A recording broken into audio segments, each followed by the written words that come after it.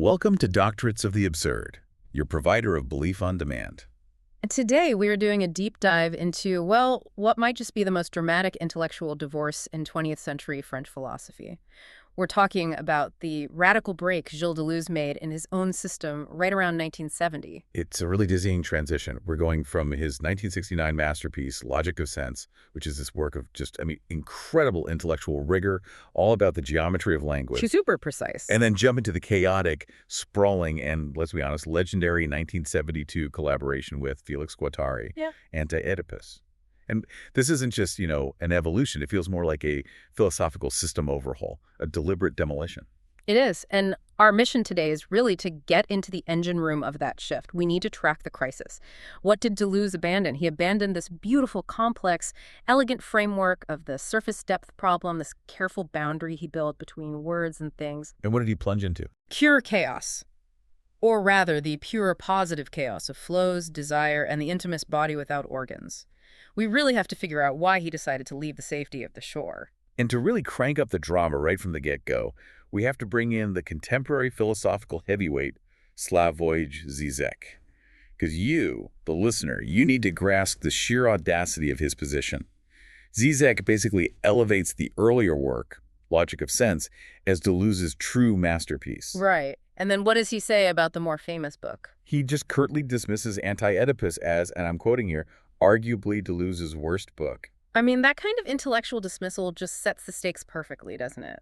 So we're going to establish the fundamental tension, this idea of incompatible ontologies of sense as effect versus sense as cause that Deleuze was wrestling with in Logic of Sense. And then we're going to follow him as he literally jumps off that philosophical surface and dives headfirst into the depths of the schizoid unconscious. And in doing so, he redefines everything, the stakes of language, the self, desire.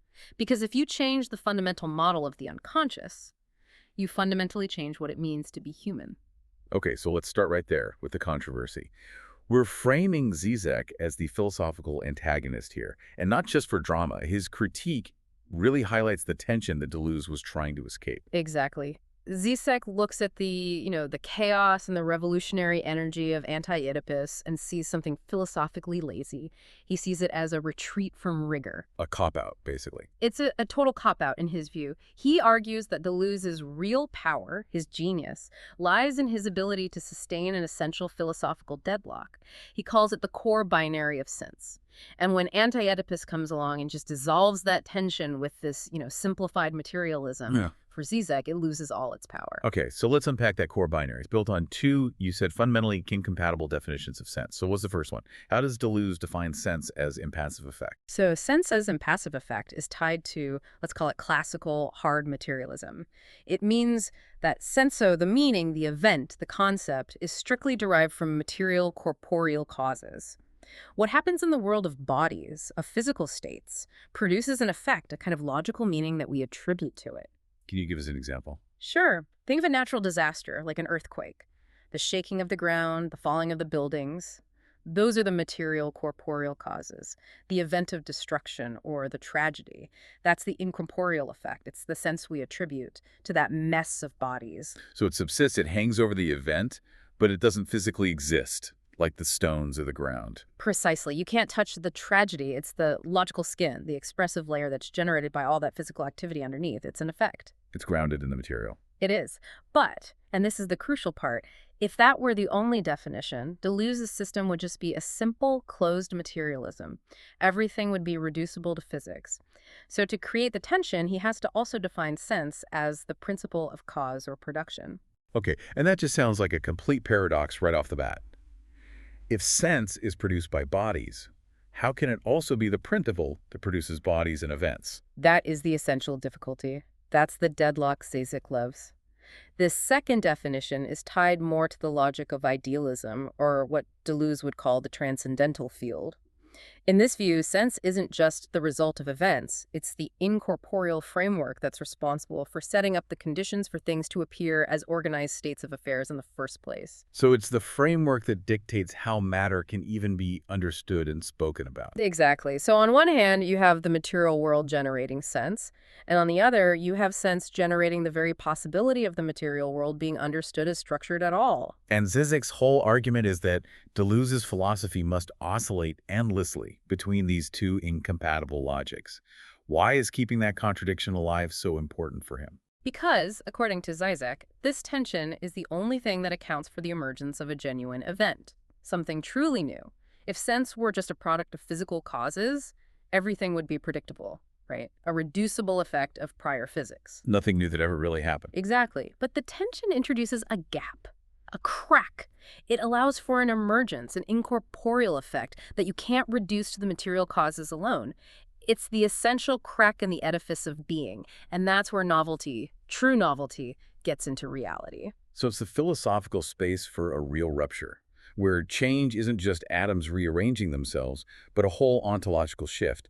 And Zizek needs that moment of radical negativity because his philosophy is so influenced by Lacan. That's it. For a Lacanian, the real is that gap. It's something missing that you can't just approach positively. And that's the core of his charge against Anti-Oedipus. He sees AO as proposing this, quote, simplified flat solution. It tries to escape the deadlock by just presenting a materialism of pure becoming, of positive flows. Deleuze and Guattari try to smooth out that crack. They pave over it. And in Zizek's view, they lose the entire power of the philosophical event.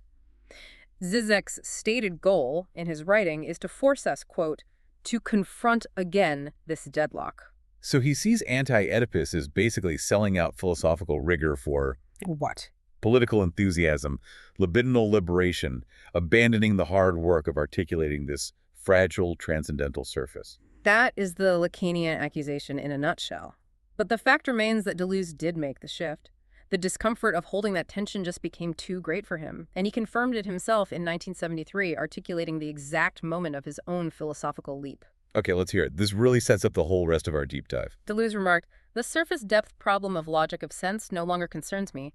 What interests me now are the relations between a full body, a body without organs, and flows that migrate." Wow, so he just abandons the architecture, surface versus depth, gone. Gone. He moved from this elegant geometry of language and its surfaces to the messy, subterranean plumbing of desire and pure flows. He stopped mapping the boundary and started exploring the engine. So before we get to the engine, let's take a moment to really appreciate the architecture he left behind. Because logic of sense is this incredibly complex methodical analysis of how language even comes into being.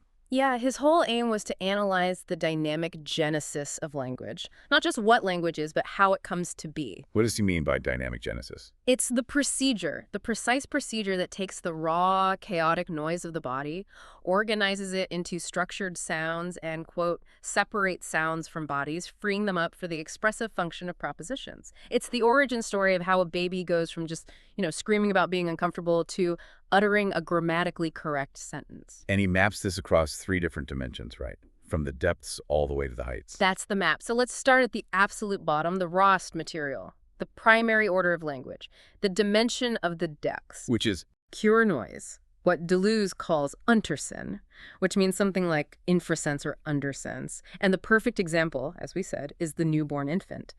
Before a baby has any concept of symbols or differentiation, its body is just a clamorous, noisy depth. It's this terrifying orchestra of gnashings, fartings, clappings, explosions, cries. So communication is just physical action. Purely attack and defense, as he puts it. That sounds incredibly stressful. It's not just a lack of order. It sounds like a massive sensory overload that the child has no tools to filter. That is absolutely it. The body is experienced as a field of pure intensity, not as a structured, coherent organism. There are some great child development studies, like from Daniel Stern, that describe the infant's reality as a human weatherscape. A weatherscape. Yeah, imagine you're just subject to these sudden sequences of rising and falling intensity, a storm of hunger, an overwhelming bright light, the sudden calm from a familiar voice. There's no me in the world out there. There are just intensities in motion. In this amorphous, pre-linguistic, pre-self state. This is the first appearance of the body without organs, right? The BWO 1.0. You got it. In logic of sense, the BWO is this initial undifferentiated state where the infant just experiences raw intensities. It's a body without distinct parts or fixed functions, operating entirely by processes like, he says, insufflation, respiration, evaporation, and fluid transmission. It is the chaos before the surface. Okay, so if the depths are pure, clamorous noise, The opposite extreme has to be the finished product, the tertiary arrangement. Right, the tertiary arrangement is the lang. It's fully formed, adult grammatical language, the voice of culture. This is the transcendent voice from on high that the infant hears, the voices of its parents, of society, carrying tradition, history, law. It hits the child as the bearer of a name long before that child can possibly grasp what a noun or a verb is. And this is where Deleuze shows how the structure of language basically creates traditional metaphysics. He breaks down the adult proposition into 3 dimensions, each one grounded in a transcendent principle. This part is dense, but it's so crucial to the critique. It is. Let's map them out, because they really do reflect the entire structure of Western thought. First, you have denotation or reference. That's just the relation of a sentence to the world, right? Is it true or false? The sky is blue. Exactly. It refers to a state of affairs. The principle that grounds this is the world. Okay, simple enough. What's second? Second is manifestation. This is the relation of the proposition to the speaker's beliefs and desires. When I say, I believe the sky is blue, I'm manifesting my internal state. The principle grounding this is the subject, or the self. The world, the subject. I think I can guess the third one. Third is signification, or demonstration. This is the relation of a proposition to other propositions, the domain of pure logic, implication, necessity. And the principle grounding this is God. There it is. Now that link, the logical relation of sentences being guaranteed by God, that's the philosophical bombshell. How does he make that connection? It's rooted really deep in the Kantian tradition that Deleuze is picking apart here.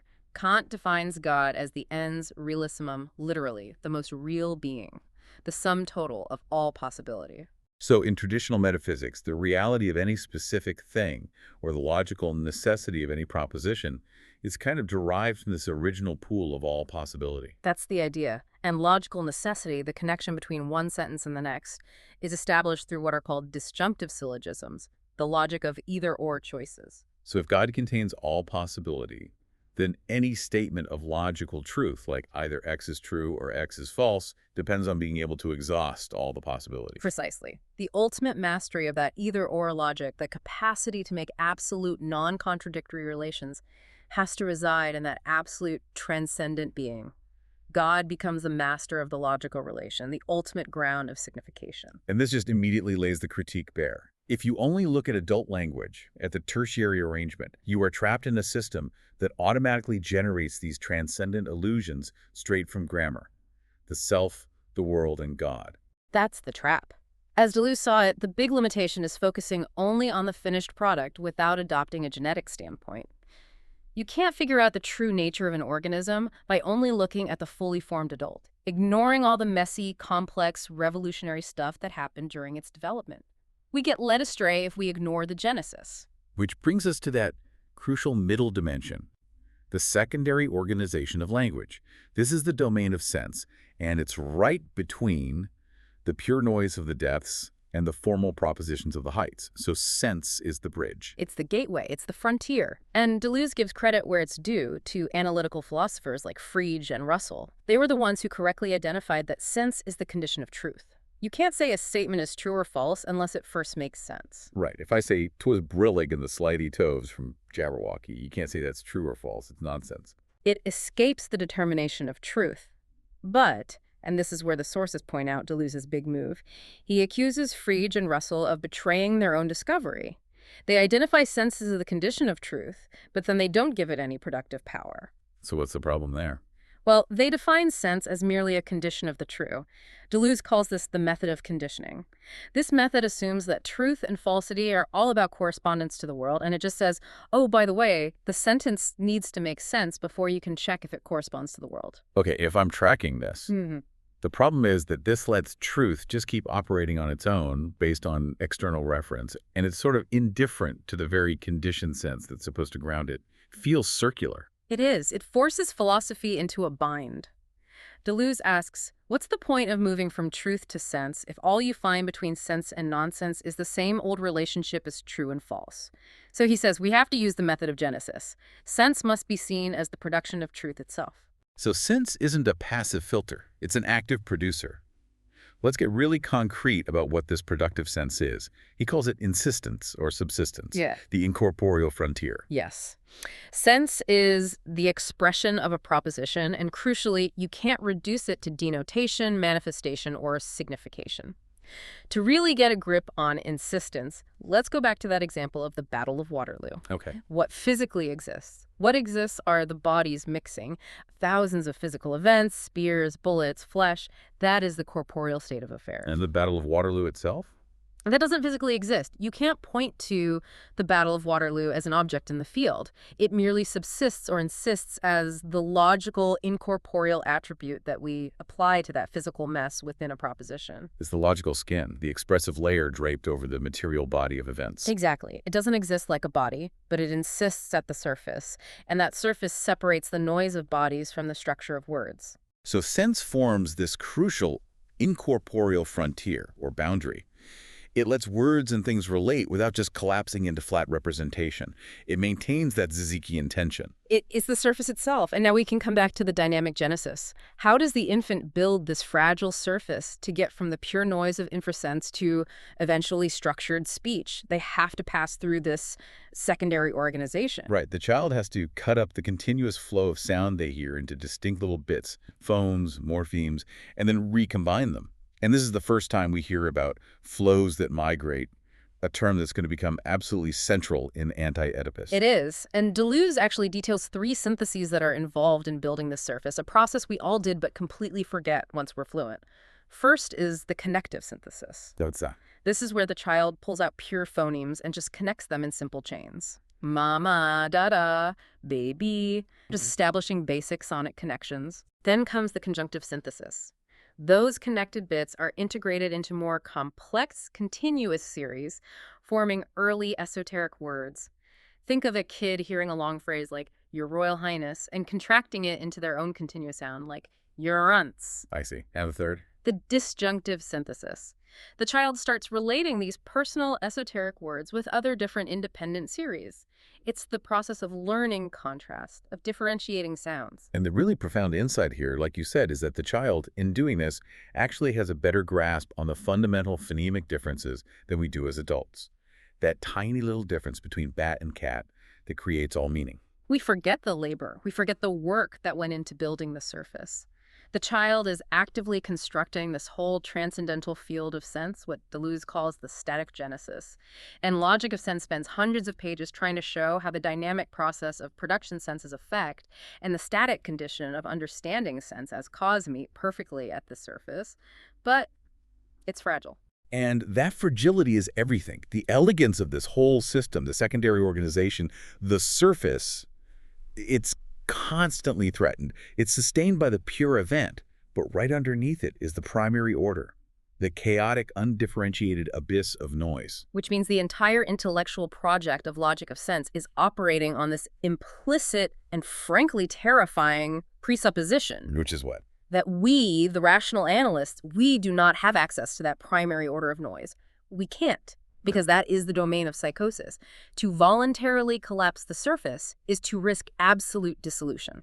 And he illustrates this tension, this temptation of the abyss, so brilliantly through his comparison of 2 very different kinds of nonsense, the Carolian and the Artadian. Right. Lewis Carroll with Jabberwocky, he's the master of Carolian nonsense. This is surface-level linguistic nonsense. Carroll is operating entirely within the secondary organization of sense that's already been built. He's just establishing new syntheses using parts that are already there in the language. So when he makes up a word like snark, he's just combining snake and shark. The parts still make sense, even if the result is new. And Alice can say the poem seemed to fill my head with ideas, only I don't exactly know what they are. It's a game being played on the surface. It's a linguistic puzzle. It's fun. It doesn't threaten the fundamental structure of language at all, which is precisely why Antonin Artaud, a man who actually lived the terror of linguistic collapse, famously dismissed Carroll's work as pigshit. Artaud had gone way, way beyond the surface. So Artaud represents this much more profound, more terrifying type of nonsense, Artaudian nonsense.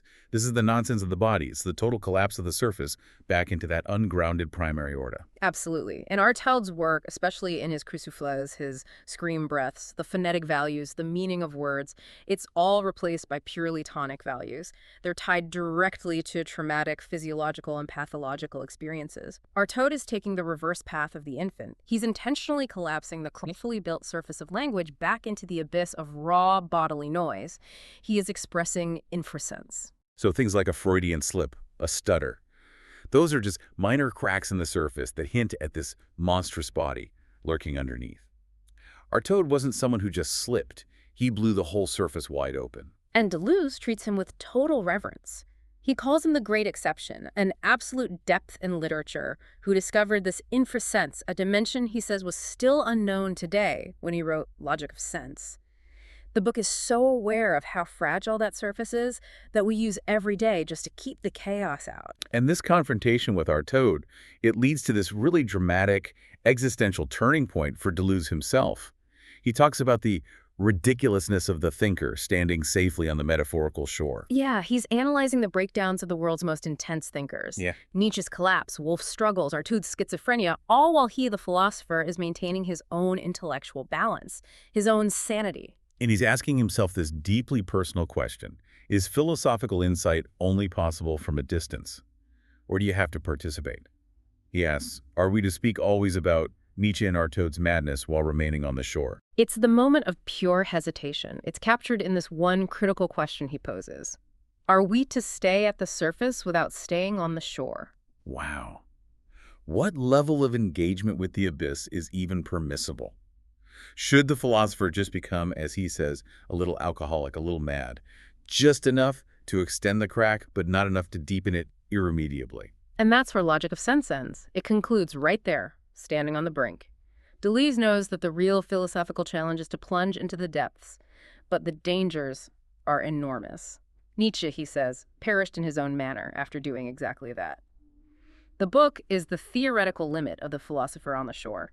To go further, he knew he had to stop being an observer. He had to become a participant. And this is the intellectual leap. This is the decisive moment that Zizek sees as a betrayal.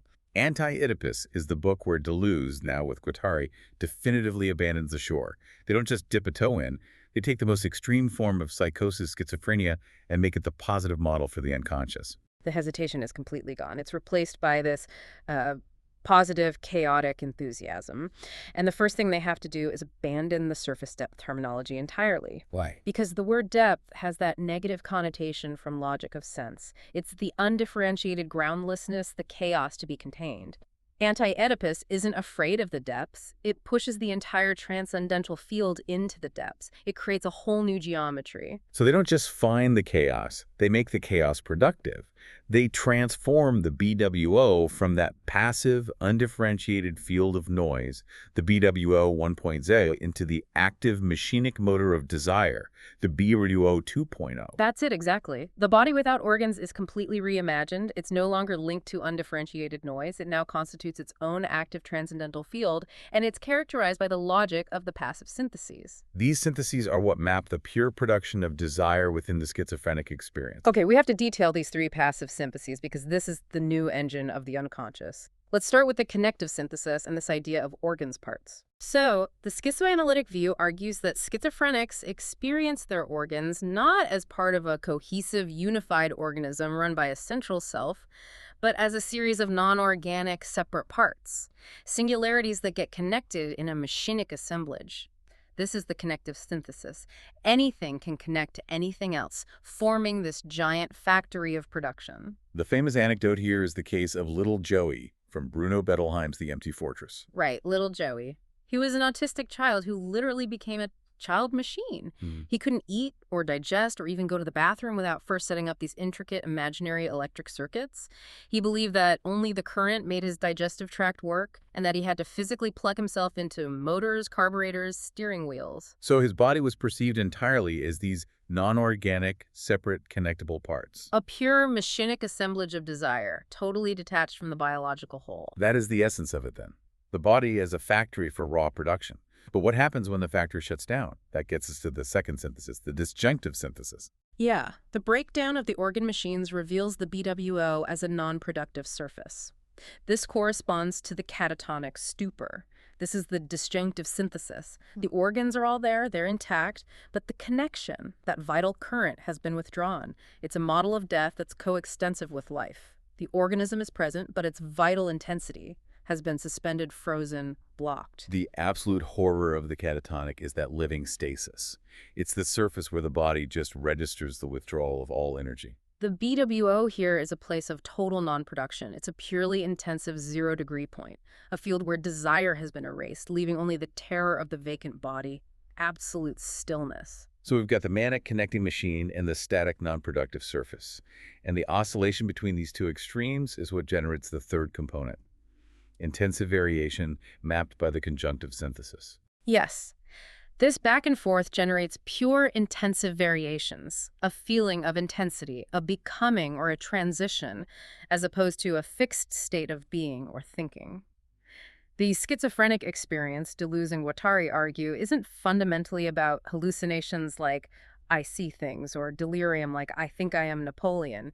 It's about a much more profound domain of pure feeling and intensity. I feel that I am becoming woman. Or I feel that I am becoming God, or I feel that I am becoming pure matter. A threshold is being crossed. It's the movement, the transition itself that is the most real thing. Absolutely. And the huge innovation of Anti-Oedipus is to penetrate this subrepresentative schizophrenic domain and insist on its positivity.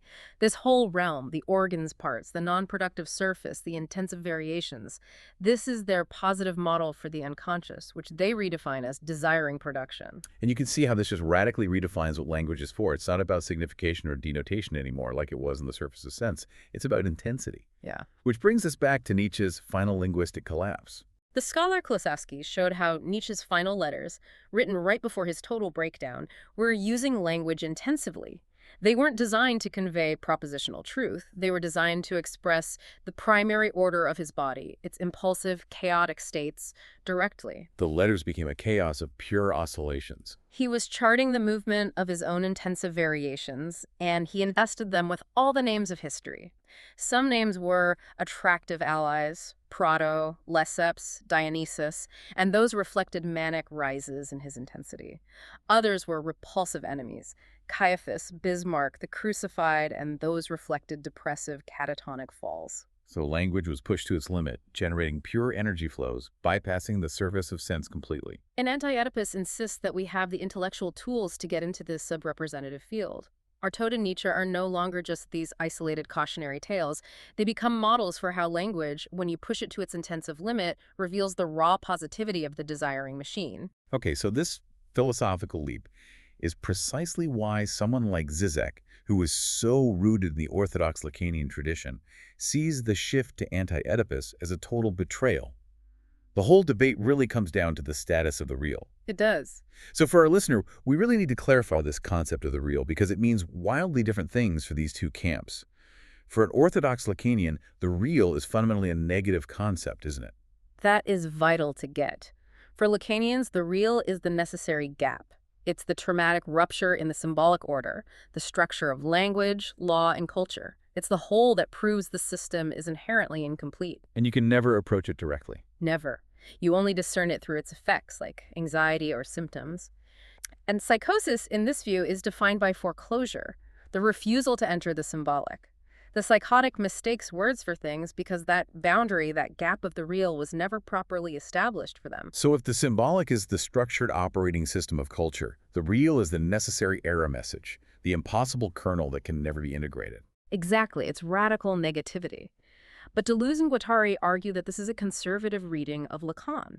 They insist that Lacan was actually pushing psychoanalysis to the point of its own self-destruction, where the real would finally appear in all its positivity as the reverse side of the symbolic structure that actually dissolves it. So the difference is not small. It's a complete inversion.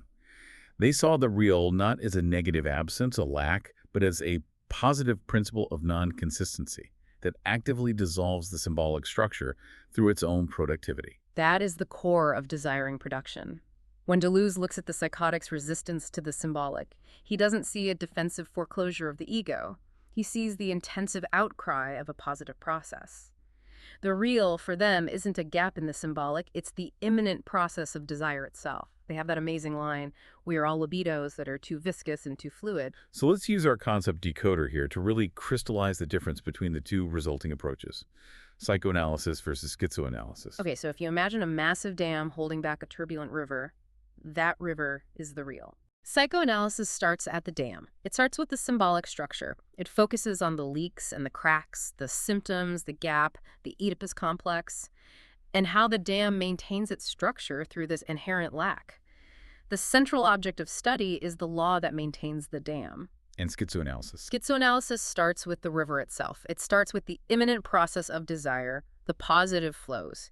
It wants to track the mechanisms, the machines, by which that river is interrupted and channeled and held back, what they call reterritorializations, and it wants to find the conditions under which it can flow freely, which they call becomings or intensities. So the entire analytical focus flips. The question is no longer, how is this transcendent gap constituted in the symbolic? Right. It becomes, what are the imminent mechanisms by which the positive real is betrayed and converted into a symbolizing, territorializing structure? And for them, the Oedipus complex, the bedrock of traditional psychoanalysis, is not a natural or necessary structure of the unconscious at all. Not at all. They see it as a specific social channeling, a betrayal of the positive flows of desire used to maintain the structure of the family and the state. It's a machine that converts desire into lack. And that just explains why Anti-Oedipus is so revolutionary, and why it's so often misunderstood by traditional readings. It's demanding that we see the chaos and the messy flows of the schizophrenic body not as some regrettable pathology or a lapse from the smooth function of the surface, But as the underlying positive engine that makes all sense and all production, social, linguistic, whatever possible in the first place. What a profound journey. We have really traced the path of a philosopher who, through the incredible rigor of logic of sense, defined this elegant, fragile boundary, the surface of sense. But he reached the limits of that surface. He realized that to truly grasp the engine of desire, he had to abandon philosophical safety. He had to take the fearless dive. Right into the positive, machinic chaos of the body without organs in Anti-Oedipus. And if we use that master analogy, the one about the operating system upgrade, the shift becomes so clear. Logic of sense identified a critical instability in the system. It saw the necessary tension between the hardware, the corporeal causes, and the software, the incorporeal effects. It diagnosed the philosophical deadlock. The surface had to be constantly maintained, otherwise you get a system crash. But Anti-Oedipus was the radical, unscheduled system overhaul. It didn't try to fix the tension within the old architecture of the symbolic or Oedipus. It just bypassed the operating system entirely and tried to access the BWO, the foundational positive engine, directly. And that required a completely new vocabulary flows, partial objects, passive syntheses, to even describe the system's chaotic, but ultimately productive reality. This shift is so relevant to you, the learner, because it demonstrates this crucial principle in intellectual life.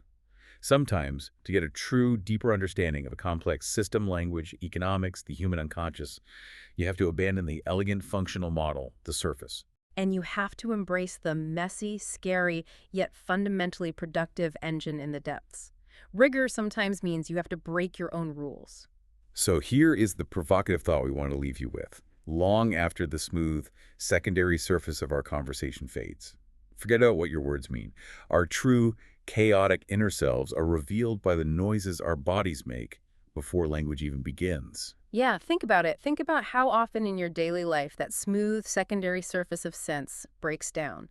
A stutter, a slip of the tongue, a sudden inappropriate burst of laughter, or just a deep sigh of exhaustion. That momentary lapse, that parapraxis, it isn't a malfunction. It's the sign that beneath that fragile surface of sense lies the monstrous body that is constantly threatening to bubble up and subsume everything. And according to the logic of the plunge, that breakdown, that chaos, it isn't an error. It's the imminent positive source of all production, all novelty, and all becoming, and that is where philosophy must begin.